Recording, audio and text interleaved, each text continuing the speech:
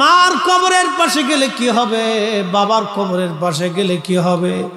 যে যুবকরা, যে বন্ধুরা, বৃদ্ধ বাবাজিরা, আমরা আজকে কবর জিয়ারতগুলি ভুলে গেছি, মা বাবার কবরের পাশে যাই না। আপনি জানেন বাবা মার কবরের পাশে গেলে কি হয়? যখন আপনি যা থেকে সালাম দিবেন, তখন বাবা কবর থেকে সালামের জবাব দিয়ে বলে, দেখছো আমার খুকা বুড়া হয়ে গেছে, কিন্তু আমি বাবার কবরের পাশে দাঁড়ায় গেছে। মা ডাকবে, দেখছো আমার ছেলেটার দাড়ি পেকে গেছে, তারপর আমার ছেলে আমার কবরের পাশে দাঁড়ায় গেছে।